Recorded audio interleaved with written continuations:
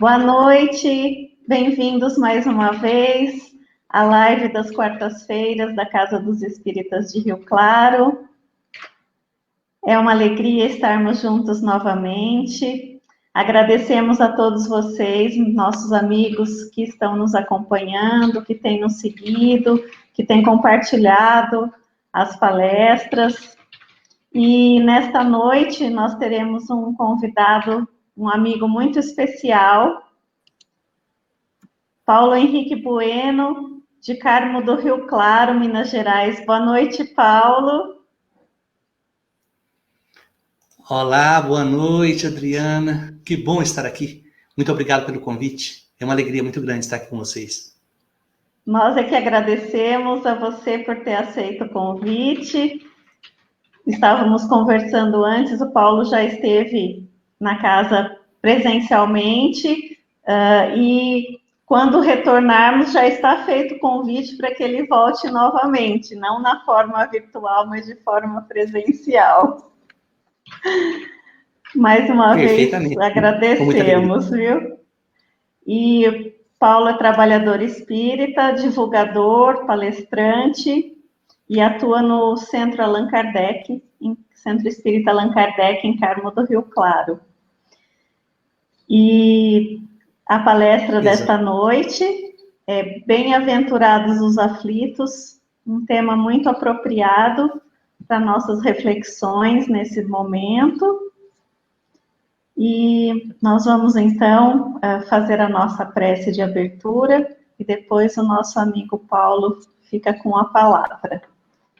Então, vamos agradecer ao nosso Mestre Jesus, ao nosso Pai, por mais uma oportunidade de estarmos juntos, agradecer por todas as bênçãos que temos recebido, pela nossa vida, pela nossa saúde, até mesmo pelos percalços que enfrentamos, que nos auxiliam e nos fortalecem na nossa caminhada, no nosso crescimento. Pedimos ao Mestre Jesus que nos envolva no seu amor, envolva o nosso irmão Paulo, que vai trazer tantas reflexões importantes para esta noite.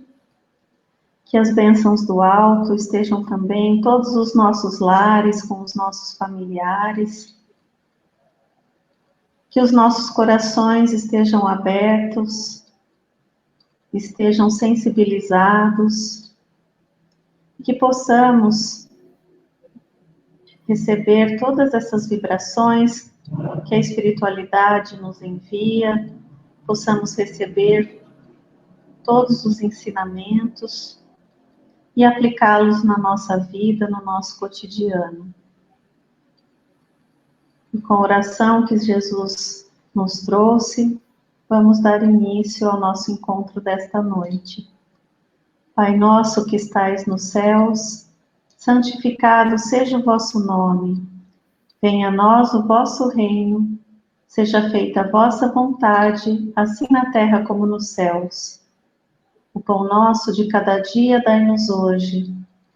Perdoai as nossas dívidas, na medida em que perdoamos as dos nossos devedores. Não nos deixeis cair em tentação e livrai-nos de todo o mal.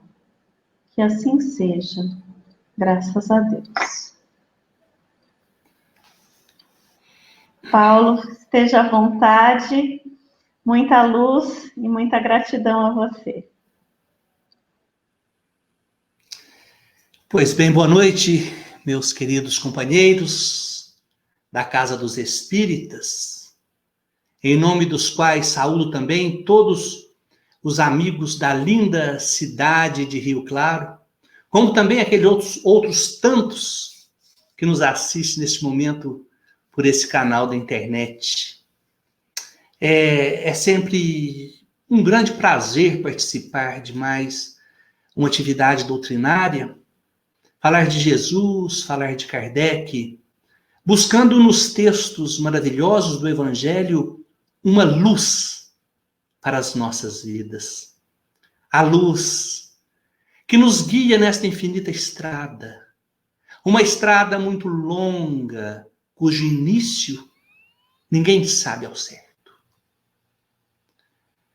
Sabemos que, junto ao despertar da consciência, chega o livre-arbítrio, a responsabilidade pelas escolhas.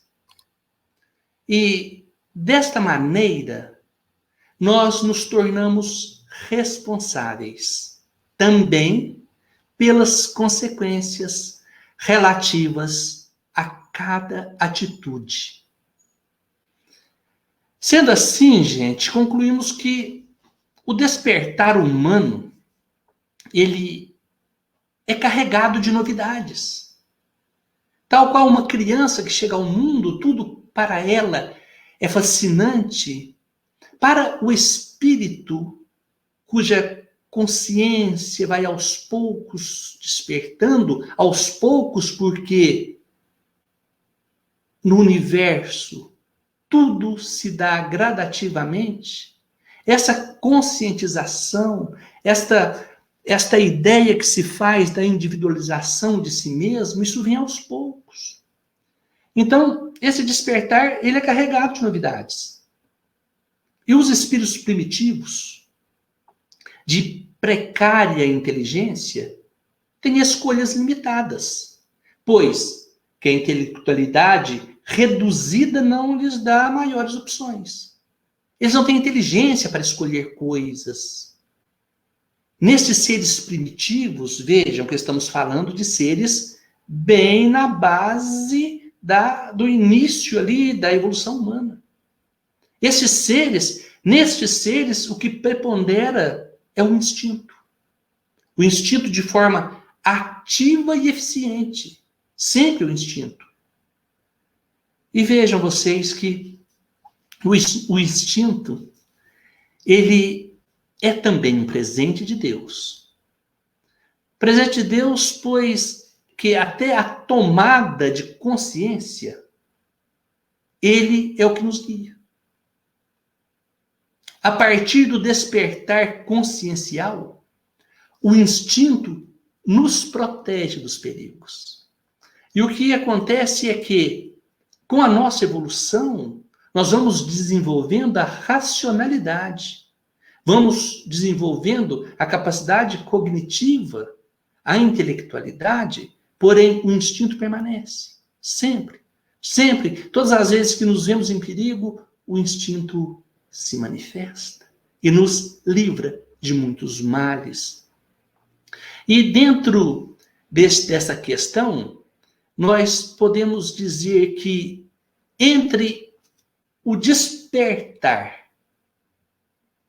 e os primeiros esboços da consciência, também não sabemos quanto tempo é necessário para haver ali uma determinação de uma consciência, de uma tomada de consciência de si mesmo.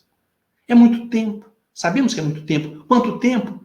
A gente não pode determinar. Nós não sabemos. E desde esse rascunho, deste esboço, até a consciência plena, tampouco temos ideia. Não sabemos. Na simbologia judaica, narrada no primeiro livro do Antigo Testamento, o Gênesis, quando o casal come o fruto da árvore da inteligência, Deus os expulsa do paraíso. Simbologia apenas, que esta árvore da inteligência, quando ele desperta a consciência, ele é expulso do paraíso da irresponsabilidade. Pois ele, vivendo sob a determinação dos instintos, ele não precisa se preocupar. Ele vive buscando ou sob os auspícios da lei da conservação, primeiro para manter-se, da reprodução, porque é necessário perpetuar a espécie. Isso o instinto já nos conduz. O instinto faz com que os gametas se aproximem. O instinto faz com que nós nos protejamos, com que busquemos alimento e que alimentamos a nossa prole. Alimentemos a nossa prole. Isso é tudo da lei. Da lei que vem antes da lei da sociedade e do progresso. Isso é natural. Poderíamos falar também a respeito disso, mas só que o tempo é muito pequeno. Mas com respeito a esse desenvolvimento da inteligência e a expulsão do paraíso, nós temos uma frase que é atribuída a Deus. Vejamos, que é tudo símbolo, Deus não fala. Disse assim a Adão: comerás o pão com o suor do teu rosto. Aquele que lê a Bíblia de forma literal, apenas busca nas palavras a verdade contida de acordo com o seu entendimento, vai imaginar que nós precisamos suar para poder comer pão. Se a gente pensar que tem muitas pessoas que comem sem necessidade de nenhum esforço, nós vemos que esta afirmativa se torna totalmente ineficaz ou inverídica. Mas buscando na tradução, nós vemos que comerás o pão com o suor do teu rosto. A tradução mais adequada a esta afirmativa é: você vai alimentar-se, vai trazer substâncias para dentro de você a partir do seu esforço. Suor aqui caracterizando trabalho. O pão como o alimento verdadeiro.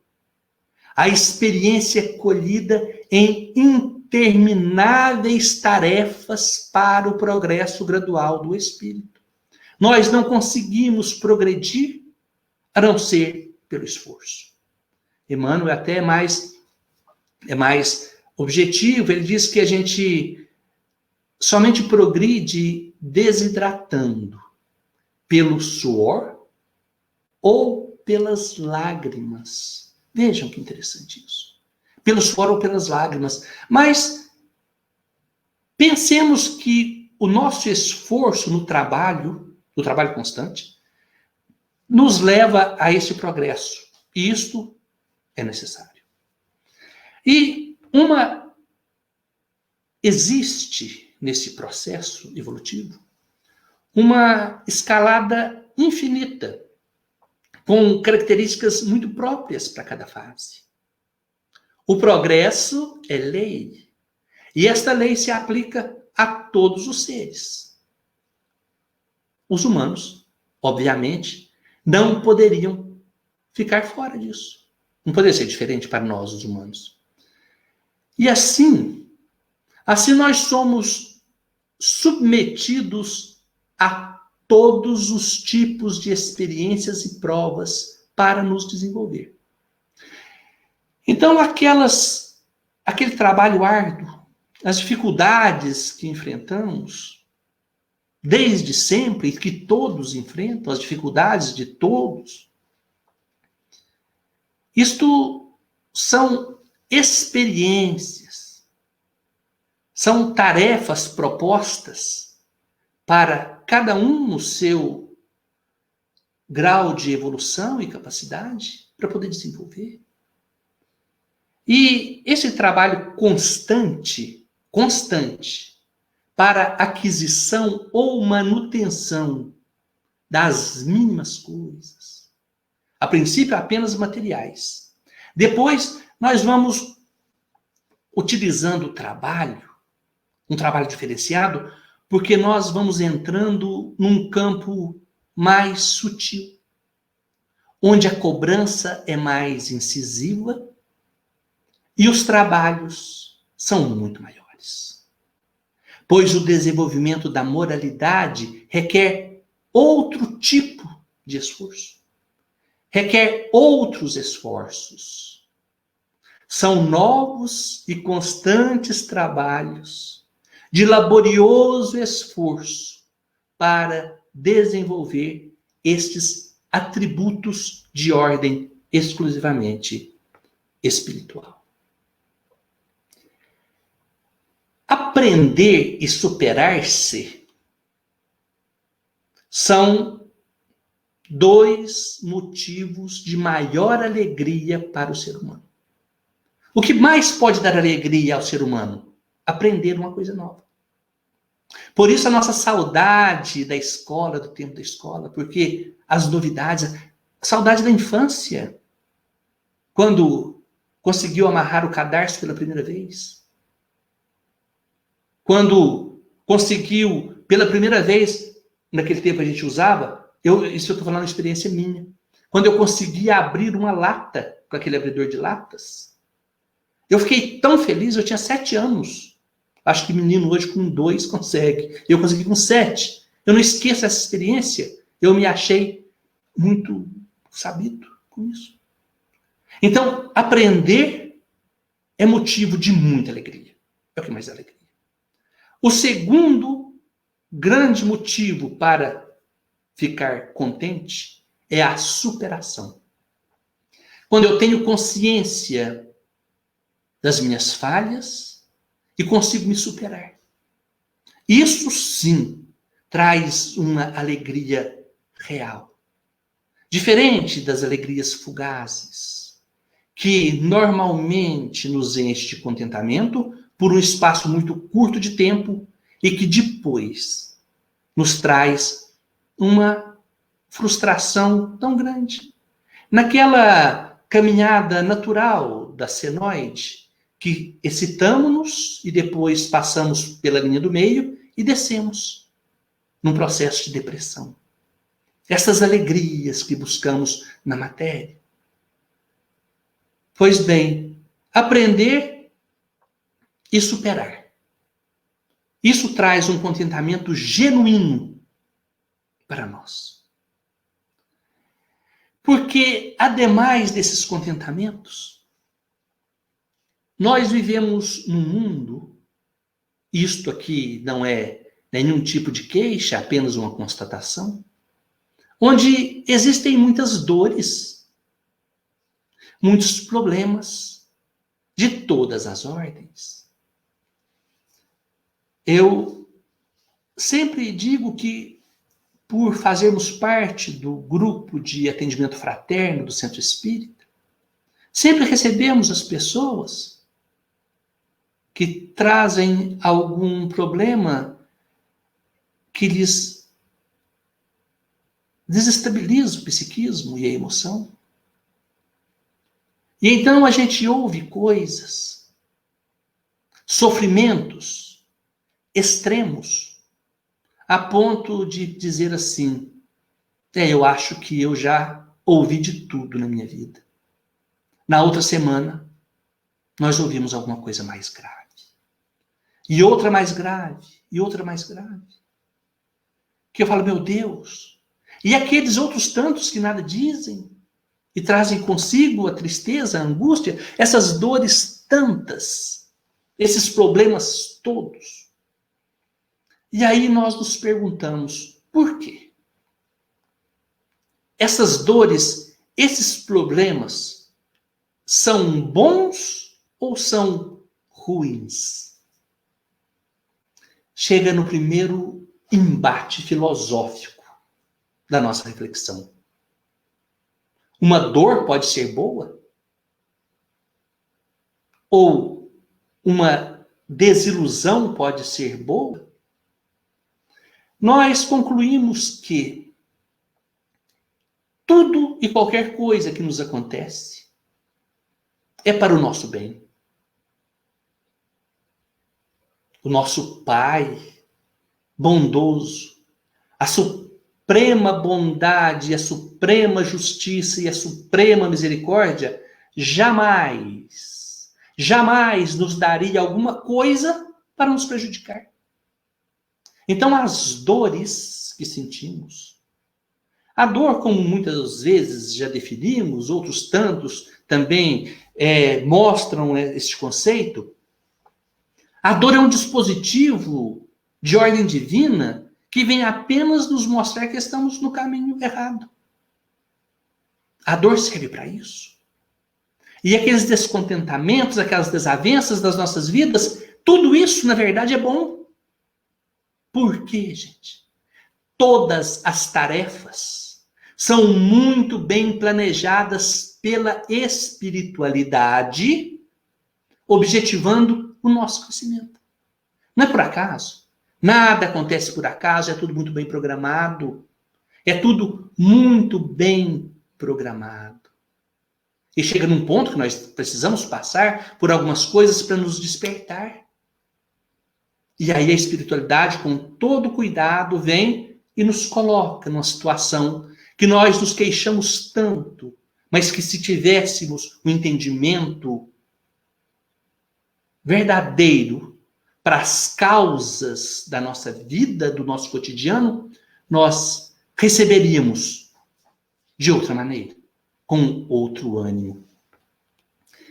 Pois bem, o mestre Nazareno elencou 8 bem-aventuranças naquele lindo Sermão da Montanha, das mais belas páginas redigidas na história da humanidade. 8 bem-aventuranças, ou 8 condições que nos levam à felicidade. Dentre estas condições, tem uma, ou situações, que é o título do capítulo 5º do Evangelho segundo o Espiritismo. Bem-aventurados os aflitos. Jesus nos fala nesse sermão das bem-aventuranças de certas condições muito difíceis de se vivenciar. Todas elas, todas as 8, são muito difíceis. Mas logo em seguida, para cada condição difícil, ele mostra uma recompensa apropriada.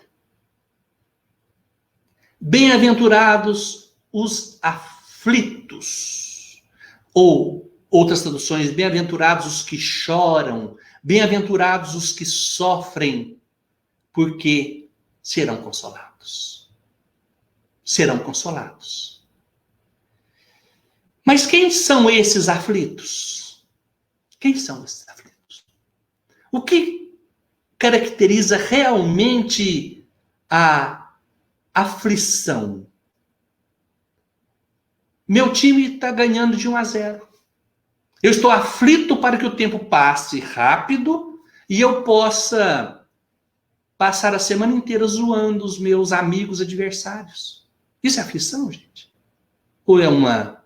Não sei como classifica isso.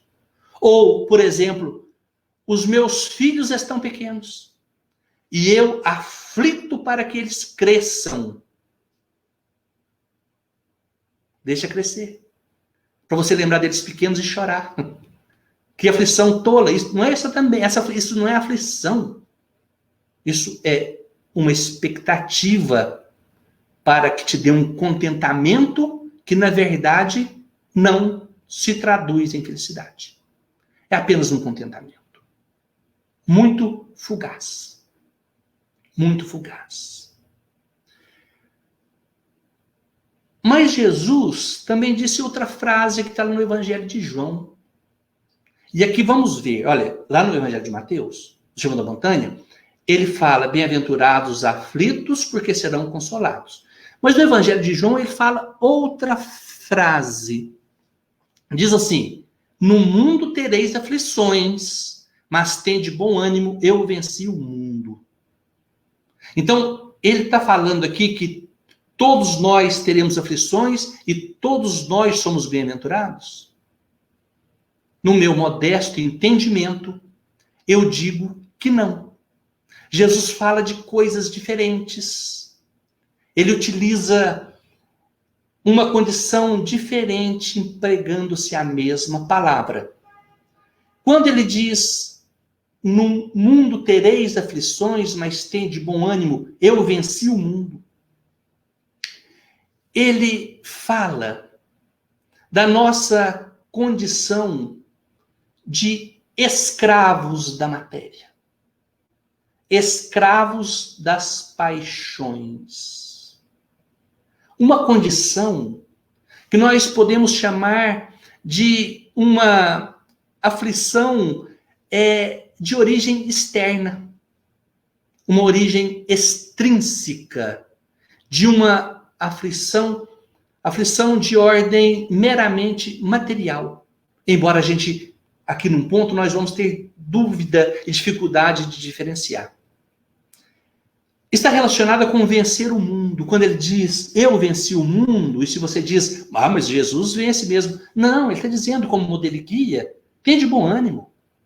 Não perca a esperança, você também vai se livrar destas paixões. Dessas paixões. Então, ele diz, tenha de bom ânimo, posso ter aflições. E que tipo de aflições são essas?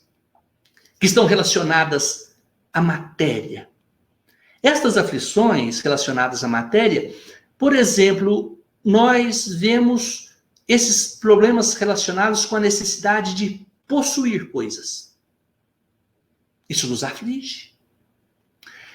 Problemas com os nossos relacionamentos, de onde decorre, vejam, egoísmo, orgulho e vaidade. Tanto o egoísmo quanto o orgulho e a vaidade não existe só. Existe em relação a outrem. Por exemplo, o egoísmo, aquele excesso de necessidades. Eu quero tudo para mim. Se sobrar, eu quero para mim também. O resto, que se lasque. E o orgulho é aquele sentimento que me faz pensar que sou melhor do que o outro. E quando a minha lucidez mostra que eu não sou, eu sinto inveja. Inveja. Mas ainda há pouco, no nosso estudo, aqui no Centro Espírita da minha cidade, a gente até comentava a respeito disso. Nós sentimos inveja de coisas materiais. Somente de coisas materiais. Ninguém tem inveja de quem é feio. Ninguém tem inveja de quem é doido. Ninguém tem inveja de quem é pobre, passando fome. Nós invejamos, aí diz, não, eu não sinto inveja, vê lá, não tenho inveja de ninguém. Menino, pensa bem. Se você vê uma determinada cena, você fica com inveja. Por quê? Porque você não sabe controlar o seu orgulho. Ele está latente. Está vivo, muito vivo. Não latente, vivo. No coração. Mas inveja de quem não tem de quem não tem o que comer, por exemplo. A gente não tem inveja. Quem ficaria com inveja, por exemplo, de uma senhora que há muitos anos, hoje eu já posso falar há muitos anos, tudo na minha vida aconteceu há muito tempo. Um senhor muito carismático, trabalhador da Conferência Vicentina, aqui da nossa cidade. No final de ano foram fazer uma campanha de Natal e saíram fazendo uma campanha do quilo especial. E ele foi me contar isso. Diz que no sábado de manhã, eles passaram na rua de um bairro mais carente e o carro avisando que estavam coletando 1 quilo de alimento de cada família para poder auxiliar os mais pobres. Quando uma senhora se apresenta lá e chama ele, moço, eu posso dar meio quilo? Ele achou estranha a proposta. Ele falou assim, pode sim. Eu vou lá dentro buscar com a senhora. Um homem muito sabido, muito ativo. Eu vou lá dentro com a senhora buscar. E numa rápida olhadela, ele descobriu que a mulher tinha meio quilo de feijão. E não tinha mais nada. Ele pegou. Ele pegou e disse a ela, mas e a senhora? E ela, com um sorriso muito grande, disse, não, hoje é sábado. E normalmente, todo sábado à tarde, o meu filho traz uns trem aqui para mim. Ele contou isso com lágrimas nos olhos. Ele já desencarnou também no ano passado. Ele me contando isso, e chorando, e eu que não deixo ninguém chorar sozinho, comecei a chorar junto. E me marcou muito a história. Aquela mulher desprendida, na expectativa de que o filho, à tarde, lhe levasse uns trem. Uns trem para nós aqui é qualquer coisa. Era uns trem de comer, que também era muito pouco. O filho dela trabalhava na roça, ganhando pouco. Leva um pouquinho de nada. Ela vivendo com o suficiente no limiar da inanição. Esse é um fato de ter inveja, mas nós não invejamos. Por quê? Porque o nosso orgulho ainda nos domina. E esse orgulho nos aflige.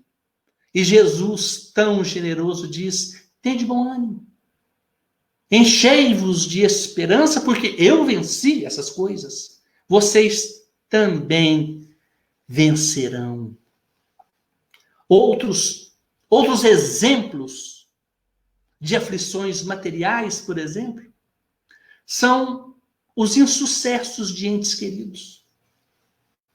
Quando o filho está concorrendo a uma vaga da universidade e ele não consegue o índice suficiente, a gente fica aflito, querendo que o filho ingresse naquela faculdade.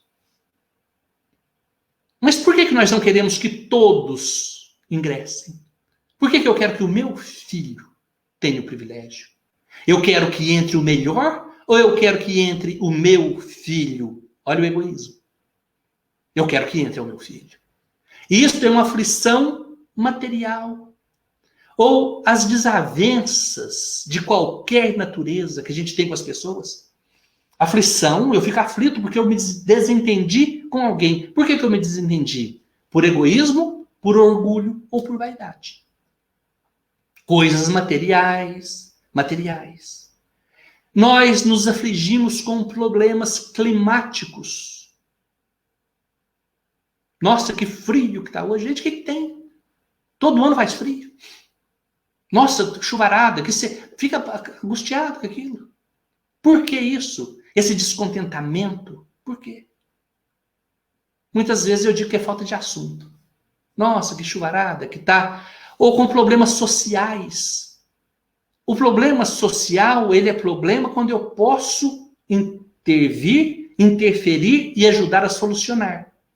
Não tendo eu capacidade, não é me omitir, mas não tendo capacidade de, nas esferas superiores, alterar a situação, eu não devo, para o bem de todos, me envolver com aquilo. Essas aflições são apenas para me desestabilizar e virar tema em roda de conversa para ficar desestabilizando outras mentes. Também não é conveniente. Não é conveniente mesmo. Então essas coisas são relacionadas à matéria. É de ordem extrínseca. É de ordem externa.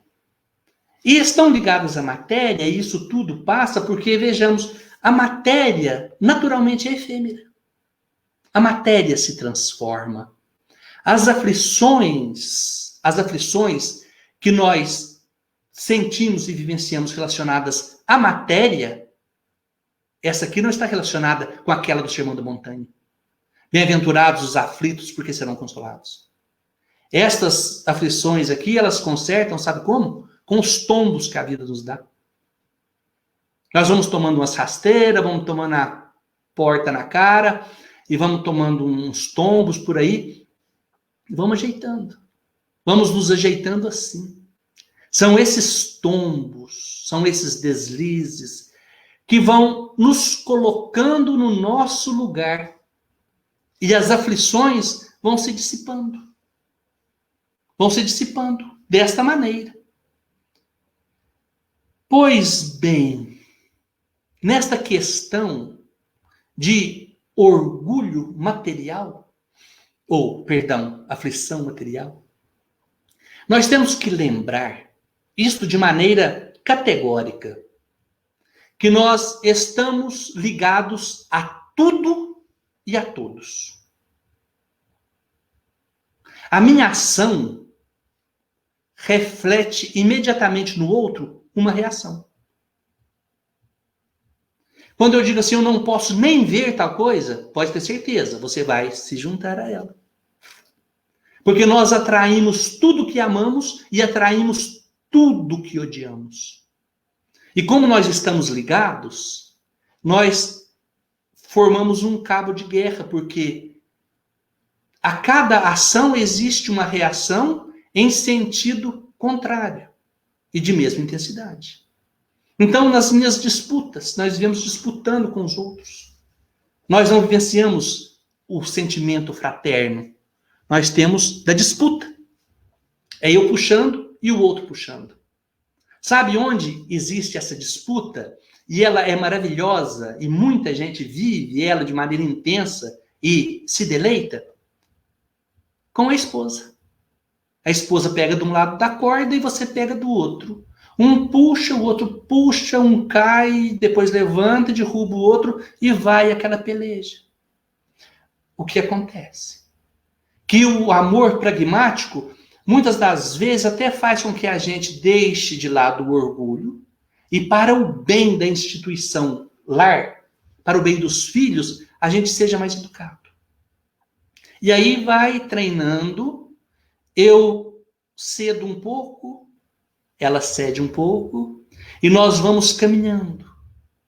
Quando em nós vai desenvolvendo a paciência e o esboço da abnegação, o que acontece? Esse laço vai se afrouxando, porque nós vamos nos aproximando. Isso acontece quando a gente desenvolve a tolerância e a bondade. Isso em relação, eu gosto de falar da esposa, porque é com ela que dá os mal pepino da vida. Mas com as pessoas todas. Quando você desenvolve a tolerância e a bondade, o cabo de guerra, esse laço que nos une, esse fio que nos une, vai se afrouxando. Ou quando você se liga a algo que você gosta demais, esse gostar demais se chama paixão. Imagina você estar loucamente apaixonado e puxando, e o outro também apaixonado, puxando, e vai trazendo transtornos. E aí, eu estou aflito. Quando este laço afrouxa, quando essa linha, essa corda se afrouxa, eu estou consolado? Não, porque esse termo não é para isso. Eu estou apenas liberto. Eu me libertei. A minha ligação já não é mais prisão. Eu não sou um prisioneiro daquela pessoa, ou daquela coisa, ou daquela situação. Eu me libertei. Isso tem tudo a ver com o perdão, a libertação. Essa aflição gerada pela mágoa, pela tristeza, pelas angústias. Isto aí é aquele coração que não perdoa. Se perdoou, você se libertou. Está liberto. Consolado? Não, liberto. Isso se chama liberdade. É a lei da liberdade também lá das leis divinas ou leis naturais. Eu estou consolado pela aflição? Não, eu não estou aflito. Eu estou livre. Eu me livrei desta situação. E aí, neste caso, nós temos a pensar o seguinte, que chega-se num tempo em que nós resolvemos todas as questões externas e não temos mais problemas de ordem material. Nós nos contentamos com o suficiente e vejam que o suficiente, para quem nunca pensou nisso, o suficiente é muito pouco. Nós precisamos de muito pouco e nós nos contentamos com isso. Resolvemos o problema de aflição de possuir coisas. Nós não disputamos nada com ninguém, com quem quer que seja. E aí? Nós estamos, por isso, consolados? Aqui eu digo, usando uma palavra, uma frase de Jesus, que foi aplicada em outra situação, mas que aqui também se emprega. Neste momento, aqui, é apenas o começo das dores. Das dores. Neste ponto é que surgem os bem-aventurados aflitos. Quando resolvemos todas as questões materiais. Os primeiros alvos, as primeiras questões extrínsecas, externas, são alvos das vicissitudes do mundo. Resolve.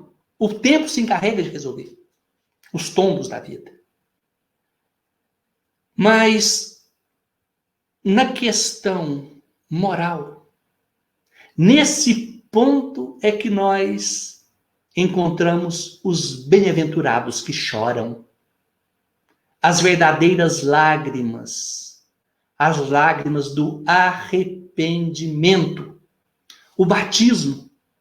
O batismo que purifica não é aquele batismo que lava o corpo, não é o batismo da imersão no Rio Jordão.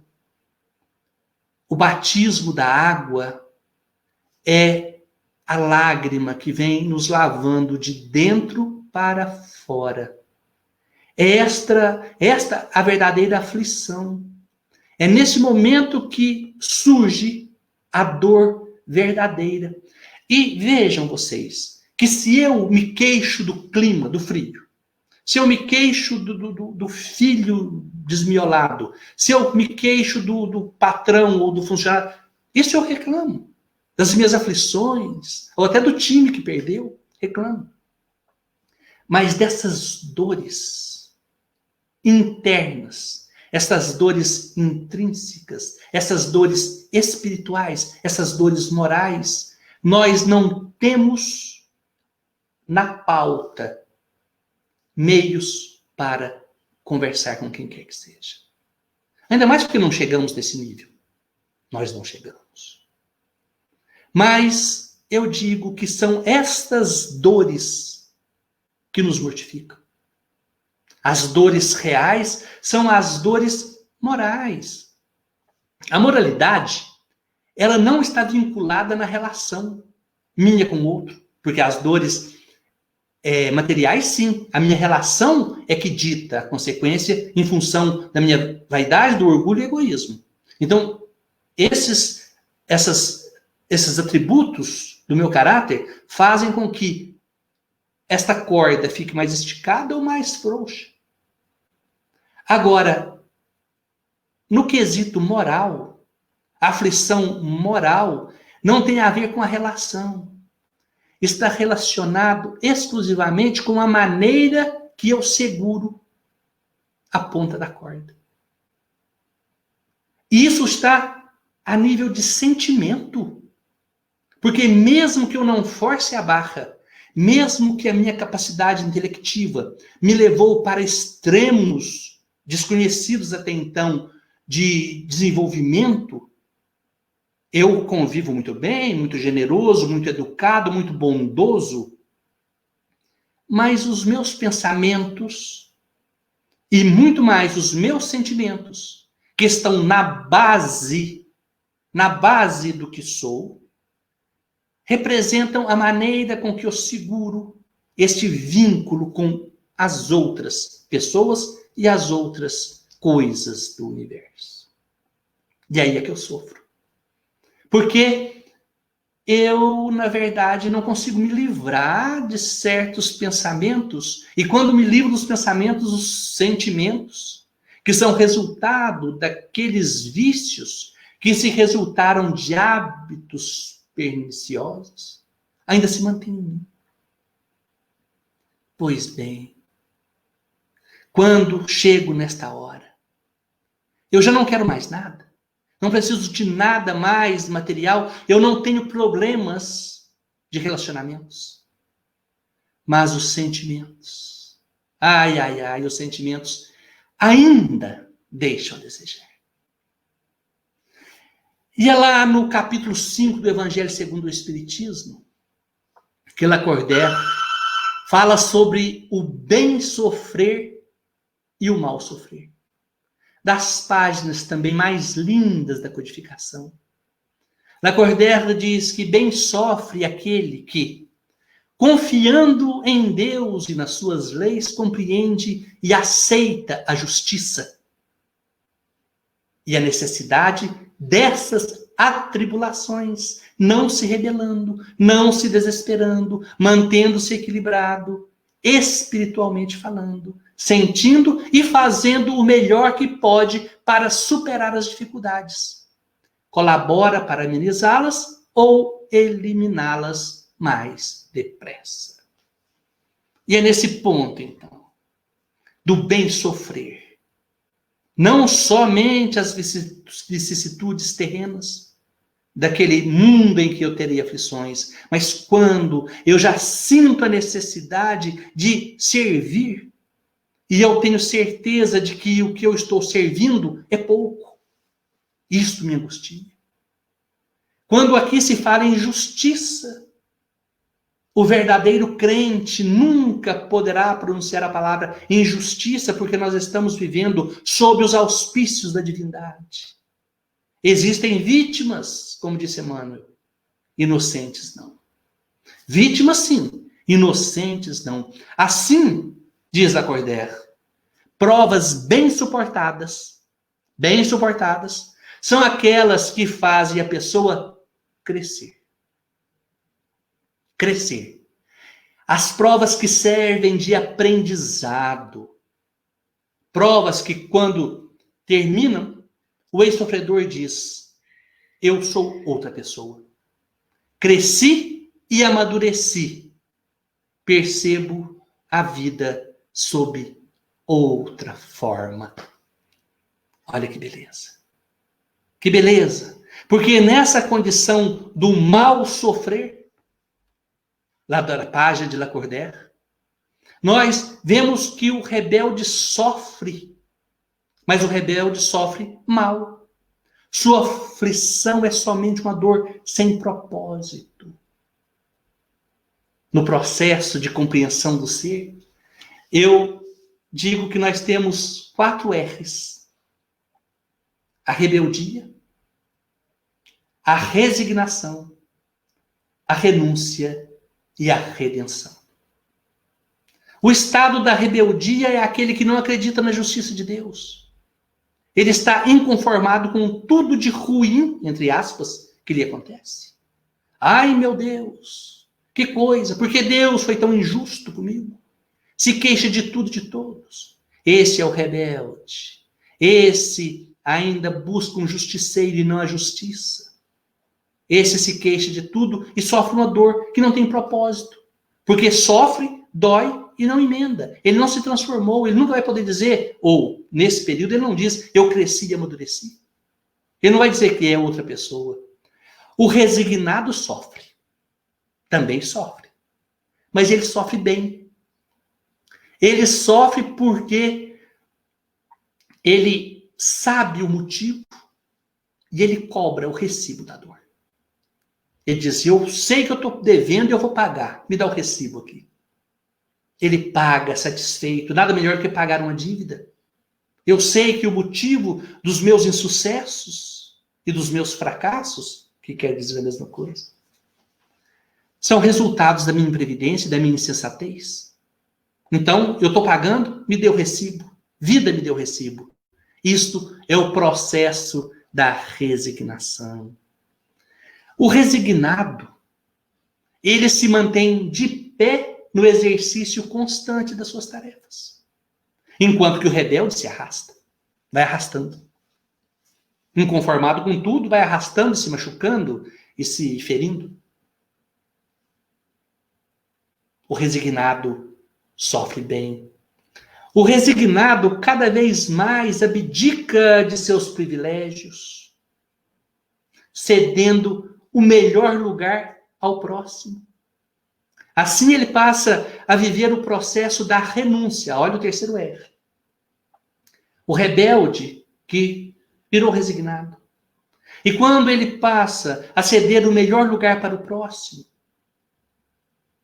ele já entra no processo de renúncia. Porque é nesse período que ele visa o bem-estar do outro, e o bem-estar do outro é motivo para a sua felicidade. Portanto, meus queridos, a aflição daquele que renunciou-se a si para viver pelo Cristo consiste exatamente em sofrer por não fazer todo o bem que ele almeja ter feito. É isso que lhe dá sofrimento. Ele sofre porque ele não consegue fazer todo o bem que ele almeja ter feito, e assim ele se redime. A redenção é, então, portanto, o consolo do aflito.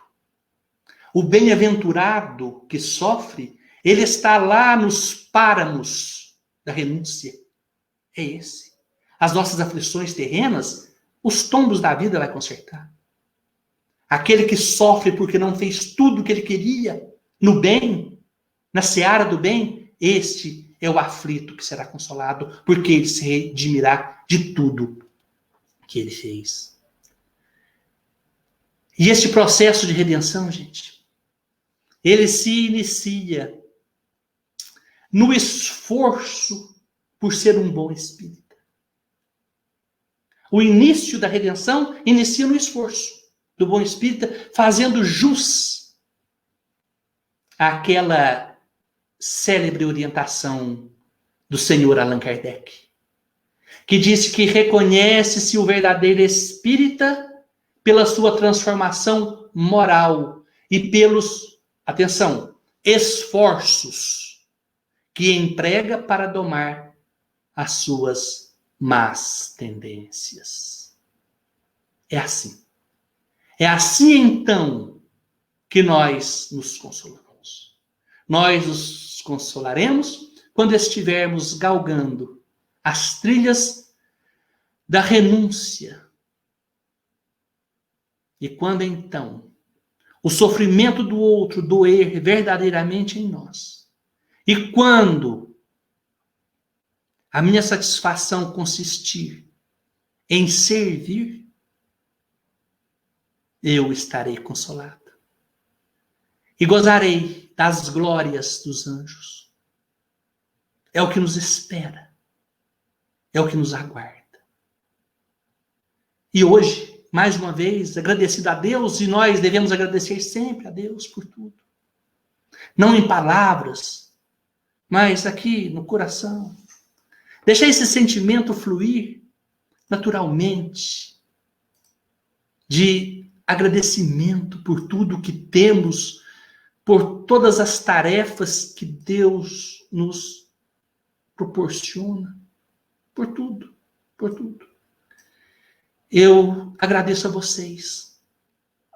vocês, porque me dão a oportunidade de rever esses conceitos. E atendendo a um amigo que me solicitou que cantasse uma canção. Gente, eu não sou cantor. Na verdade, eu sou quase nada, mas ele pediu que eu cantasse. E eu solicitei a Adriana a autorização, ela disse que tudo bem. Se a interpretação não sair a contento, me perdoem. Mas eu estarei cantando com o meu coração, em agradecimento à vida, em agradecimento a essas verdades que vão se apresentando a nós a cada dia. E assim eu peço que todos vocês que nesse instante estão conectados, mantenham a serenidade do coração e que a nossa prece, esta nossa prece feita em forma de canção, possa chegar no céu, transformando-se numa ponte de bênçãos, a nos facilitar o entendimento sobre as necessidades, sobre as provas e o árduo trabalho de todos os dias. Portanto,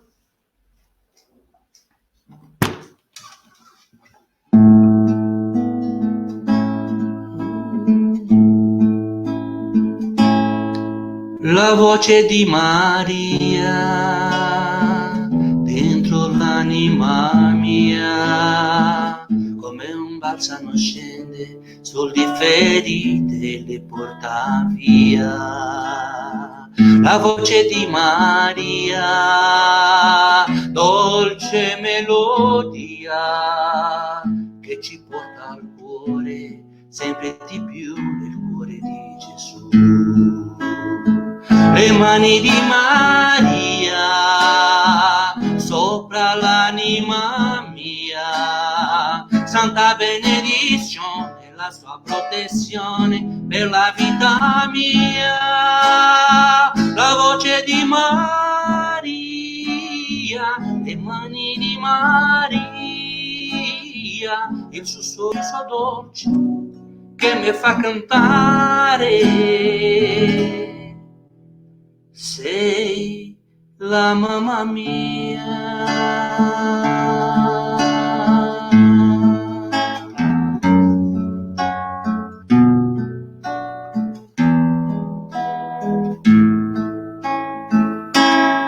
Gli occhi di Maria dentro l'anima mia scavano dentro nel cuore, scorrendo il gelo e se li porta via.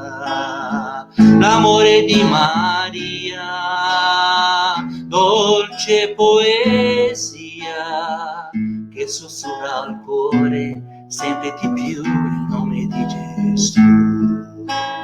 La voce di Maria, dolce melodia, il suo sorriso dolce che mi fa cantare, sei la mamma mia.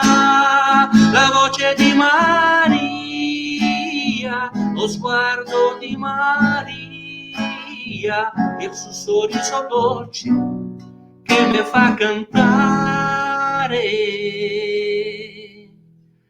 Sei la mamma mia.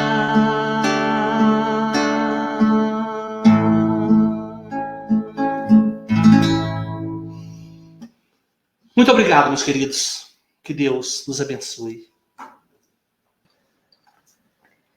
Fica até difícil falar alguma coisa depois dessa música. Fiquei muito emocionada com essa, como disse o Edson, fechando com chave de ouro, essas palavras que você nos trouxe, essas reflexões são de extrema importância. Teve um momento que eu me emocionei, como estou agora, quando você relatou aquela história daquela senhora que compartilhou o pouco que tinha. E isso nos faz, me perdoem pela emoção, às vezes é difícil a gente se controlar. E isso nos faz ver o quanto nós ainda temos que aprender, o quanto nós ainda temos que nos educar e nos modificar no sentido de demonstrarmos a nossa gratidão por tudo que Deus nos proporciona, por todas as lições, por todas as bênçãos, por todos os sofrimentos e aprendizados que nos fazem crescer. Então, Paulo, nossa gratidão por tudo. Que Deus continue abençoando a sua tarefa, o seu trabalho, essa voz que você diz que não é cantor, mas que é uma voz muito bonita. Continue cantando, que isso enche os nossos corações de alegria e nos faz nos sentir mais conectados com a espiritualidade superior. A arte é uma forma de louvor das mais belas. Então, que Deus o conserve com muita saúde nessa tarefa que você se propôs e abraçou. Muito obrigada. Meus amigos, desejamos uma boa noite a todos. Que Jesus esteja sempre nos nossos corações, nos nossos lares, que possamos ter uma noite de muita paz. E na próxima quarta-feira nós estaremos de volta com o Edson Montemor. Então, nos vemos na próxima quarta. Fiquem com Deus. Uma boa noite a todos. Paulo, uma boa noite para você. Muito obrigado. Boa noite a todos. Deus os abençoe. Amém.